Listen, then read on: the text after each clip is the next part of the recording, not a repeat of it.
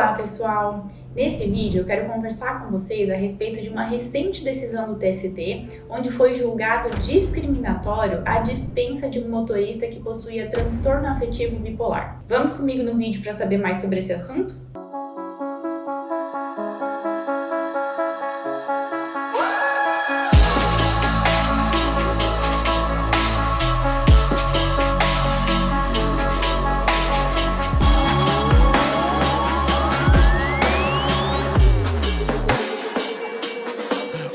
Então, pessoal, como é que foi esse caso, né? O motorista ele acabou entrando com uma ação trabalhista justamente porque ele teve sucessivos afastamentos do trabalho desde que ele começou na empresa, porque ele tinha esse transtorno bipolar afetivo, né? Uma doença psicológica. Então, ele tinha vários afastamentos e vários encaminhamentos para a INSS, inclusive ele usufruiu de benefícios durante esse período. Só que houve um período ali no meio que acabou que o INSS não deu resposta para ele sobre conceder ou não um benefício, o que inclusive é bem comum, às vezes esse atraso acontecer, né? Então aconteceu esse atraso na resposta do INSS e durante esse período ele acabou sendo demitido.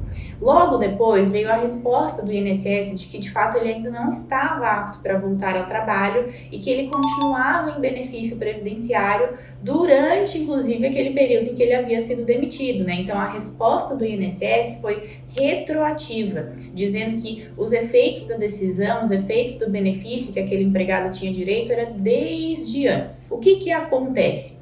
Quando um trabalhador ele está em benefício no INSS, ele não pode ser demitido. Então, essa demissão que foi feita, né, durante um período em que ele estava em benefício, por mais que essa decisão do benefício tenha sido posterior, ela não é correta, né? Então, essa demissão não poderia acontecer. Então, essa demissão, ela foi revertida.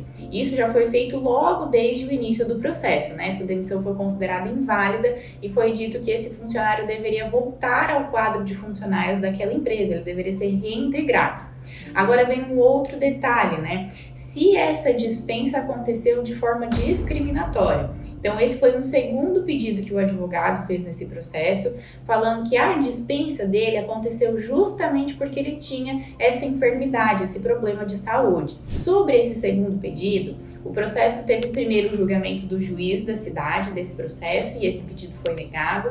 Depois ele foi para o Tribunal Regional, que é o Tribunal do Estado, onde aquele processo estava transitando. Então, esse tribunal também negou esse pedido, dizendo que não ficou demonstrado que houve essa dispensa discriminatória em razão da enfermidade que o motorista possuía. E aí, então, foi feito um recurso e o processo ele subiu lá para Brasília, né, no TST.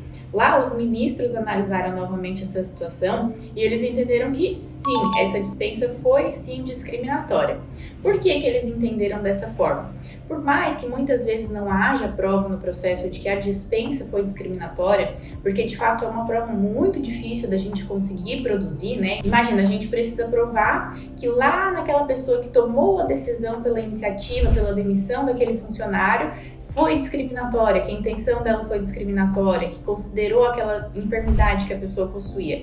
É uma prova muito difícil, de fato, de produzir, né? Então, por isso que o TST ele tem um posicionamento de que algumas doenças, elas já trazem esse estigma por si só e não precisa haver uma prova dessa discriminação que a pessoa sofreu, né? HIV, por exemplo, também é um outro exemplo desse estigma que a doença ela carrega, né? Então, o Tribunal Regional entendeu que não havia esse estigma, que não havia essa discriminação e não concedeu o direito à indenização que esse motorista estava pedindo. Agora, quando o processo chegou em Brasília, os ministros, sim, entenderam que esse motorista tinha direito de receber essa indenização pela discriminação que sofreu. Então, eles entenderam que o fato dele possuir essa enfermidade trouxe sim esse estigma, trouxe sim essa discriminação e fez com que a empresa não quisesse ter no seu quadro de funcionários uma pessoa que está suscetível a essa doença. Então, quando eles entenderam dessa forma, eles falaram, olha, esse motorista tem sim direito de receber uma indenização. Agora, como é que funciona a fixação do valor de indenização? Muitas vezes o TST ele fala assim, olha, o valor da indenização vai ser X reais. Muitas vezes eles conseguem fixar.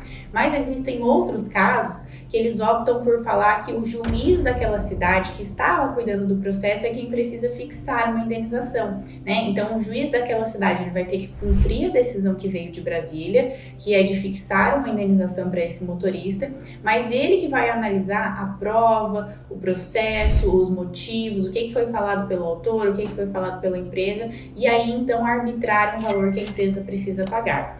Por que muitas vezes é decidido dessa maneira? Porque lá em Brasília, eles têm uma restrição no que pode ser analisado. Então, muitas vezes em Brasília não é possível analisar provas que nós chamamos, né? Os fatos em si, eles não podem muitas vezes serem analisados. Então, os ministros, eles têm um pouco de restrição no que eles conseguem avaliar e aí, então, dar uma decisão. Como eles não conseguiram, não puderam, eles não podem, por lei, analisar os motivos específicos, as provas que foram produzidas a respeito daquele motivo, eles falaram, olha, diante dessa minha impossibilidade legal, eu prefiro, então, mandar de volta para o juiz que cuidou desse caso lá da cidade do processo e ele, então, vai fazer uma análise bem minuciosa e vai dizer quanto de indenização que tem que ser fixada para esse caso. E aí foi isso que foi feito. Hoje o processo ele volta então para o juiz daquela cidade e o juiz vai dizer quanto que aquele motorista vai receber de indenização. É importante a gente falar aqui no vídeo que não só o transtorno afetivo bipolar ou o HIV, como eu mencionei, trazem essa presunção de dispensa discriminatória. Existem várias outras doenças, né? O TST ele tem uma lista das doenças que são consideradas como uma dispensa discriminatória, mas essa própria lista não é uma lista que nós chamamos de taxativa, ou seja, não é só isso que está ali. Pode ter sim outras doenças que também carregam esse estigma. A gente sabe que muitas doenças, né, fica nítido o preconceito que as outras pessoas têm, né, o tratamento diferente que essas pessoas sofrem. Então, todas essas doenças que geram esse estigma mesmo, elas são passíveis da gente entender que foi uma dispensa discriminatória, tá? Então, se você conhece alguém que tem uma doença grave, uma doença, né, que carrega todo esse estigma ao redor dela, é sim importante conversar com um advogado no momento em que ela for demitida para verificar se essa dispensa não foi uma dispensa discriminatória e quais os pedidos que podem ser feitos, né? Porque é sim possível, nesses casos, pedir uma reversão da dispensa, da rescisão que aconteceu e também uma indenização, justamente porque houve ali uma dispensa que foi discriminatória, né? Isso abala a moral, abala o psicológico daquela pessoa que já, com certeza, né, sofre preconceito aí no seu dia a dia. Então, abala ainda mais, sofre ainda mais e nada mais justo do que se pedir uma indenização nessas situações. E aí, o que vocês acharam desse vídeo? Gostaram do conteúdo? Entenderam a análise que a gente fez sobre essa decisão? Espero que vocês tenham entendido. Se ficaram com dúvidas, coloquem aqui nos comentários, a gente está sempre à disposição. Até o próximo vídeo, e se vocês gostaram desse, curtam, compartilhem, enviem para os seus colegas e se inscrevam aqui no nosso canal. Até mais!